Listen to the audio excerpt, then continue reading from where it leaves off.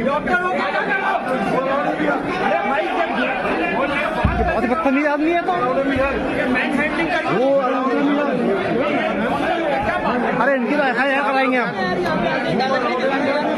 ये क्या बदतमीजी है? ये बदतमीजी आप लोग भी तो कर रहे हैं। ये तो कहते हैं आप मार पढ़ाई करने को बता रहे होंगे। डेकोरम नहीं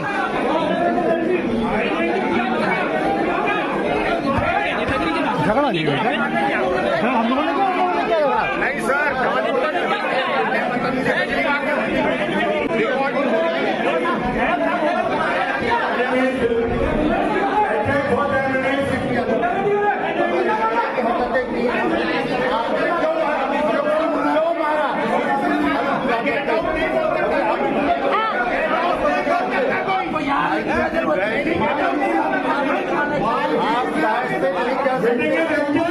आप डांस में नहीं कर वो वहाँ पे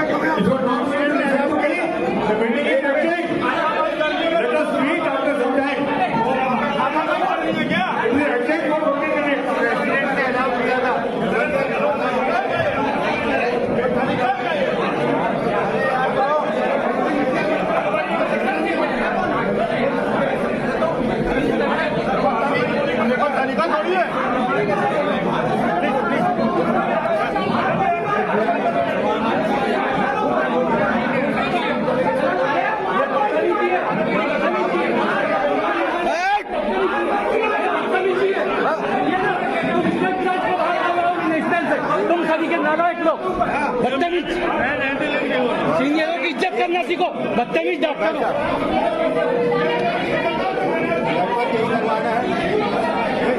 वायरल हो रहा है जिसमें आईएमए का एक हॉल है, संभवतः मीटिंग चल रही है आप लोगों की, और इस बीच दे दनादन सा एक नजारा है। क्या है पूरा मसला?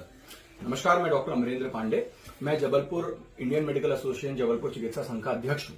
कल मैंने अपने सीनियर मेंबर्स की रिस्पेक्ट के लिए और जबलपुर से हेडक्वार्टर्स ना छिने इसके लिए वो धर्म युद्ध लड़ा है। एक तरीके से मैं अपना पक्ष रख रहा था। मैं सारे सीनियर डॉक्टरों को बोल रहा था कि आप ये आपस की छोटी मोटी लड़ाइयां छोड़ें, और जबलपुर से वैसे ही सब कुछ ले चुके हैं लोग। मैं डॉक्टर बनने के पहले जबलपुर का पुत्र हूं, मां नर्मदा मैया का पानी पी के मैं बड़ा हुआ हूं। तो मेरा पहला जो जिम्मेवारी है मेरे जबलपुर के लोगों के लिए बनती है। तो आप जबलपुर से सब कुछ छिना चुके हो। एक हमारे पास ले दे के हाईकोर्ट बचा है और इंडियन मेडिकल एसोसिएशन की हेडक्वार्टर है। वहां जो बिल्डिंग है जो पूरे प्रदेश में किसी के पास नहीं, वो हम लोग ने पाई जोड़ के 7 साल में 2.5 से 3 करोड़ की बिल्डिंग बनाई। उस बिल्डिंग में मीटिंग चल रही है।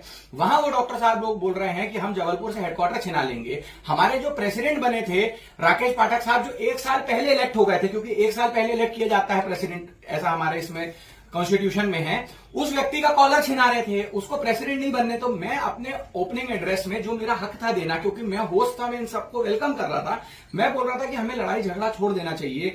इंदौर को, जबलपुर को, उज्जैन को, भोपाल को, ग्वालियर को, सबको एक साथ हो जाना चाहिए। और मैं कल चुनाव नहीं चाह रहा था कि हो। ये भाई साहब बीच में चढ़े।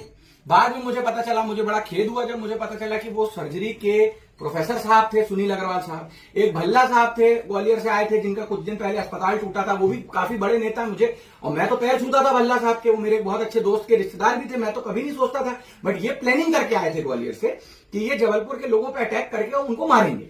अब वो चढ़े स्टेज पे।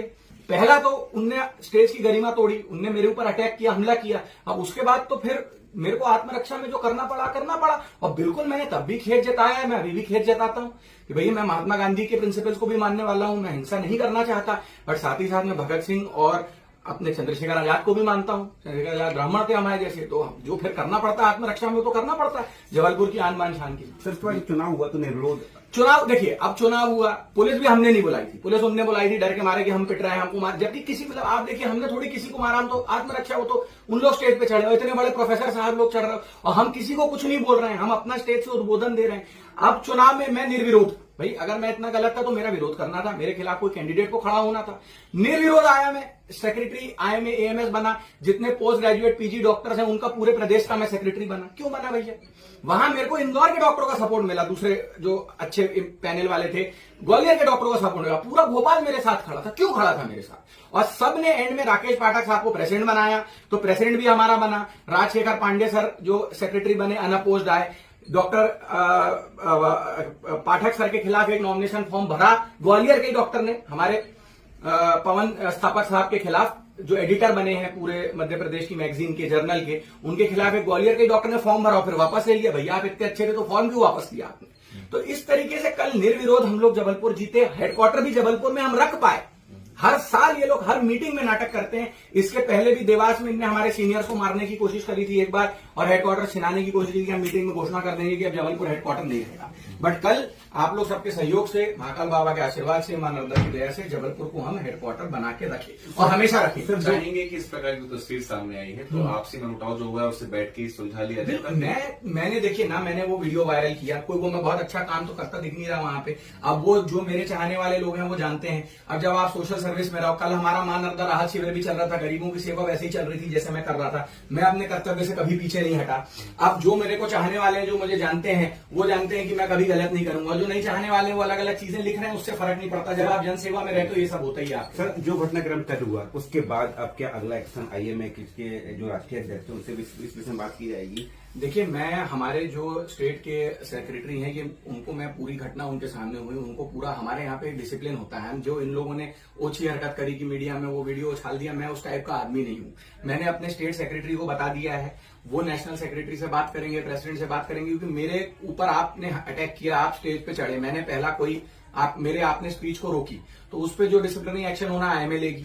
देखिए, मैं वैसा वाला व्यक्ति नहीं हूं कि मैं एफआईआर करूं या किसी की चुगली करूं, जबकि उसमें कोई भी अगर आदमी देखेगा तो उसमें एफआईआर भी बनती। बट मैं अपने किसी सीनियर डॉक्टर पे कभी एफआईआर नहीं करना चाहता, क्योंकि मेरे मन में किसी के लिए कोई द्वेष भाव नहीं है। मैं तो चाहता हूं सारे चिकित्सक यूनाइट हो। और मैं बात कर रहा था कि चिकित्सकों को ये लड़ाई छोड़ के जनता के बीच में जाना चाहिए, जनता की सेवा करना चाहिए। जो हमारी इमेज बन गई है आज, मतलब आप देखिए, चिकित्सक जो कभी भगवान मान जाते हैं वो चुनाव हार रहे हैं, आपके सामने है पूरी तस्वीर। तो चिकित्सकों की इमेज इंप्रूव होने की जरूरत है। लोगों को, गरीबों के साथ चिकित्सक दिखे, ये लड़ाई झगड़े करते नहीं दिखे। बट मेरी आवाज दबाने की कोशिश की गई, दबा दी गई एक तरीके से, क्योंकि अब ये बात नहीं हो रही जो मैंने बोली, ये बात हो रही कि लड़ाई झगड़ा हो गया। तो वो तो चाहते ही वो थे कि मेन मुद्दा भटक जाए, और वो मुद्दा कुछ हद तक भटका, बट कब तक भटकाओगे? हम तो जब तक जीवित हैं समाज सेवा करते रहेंगे।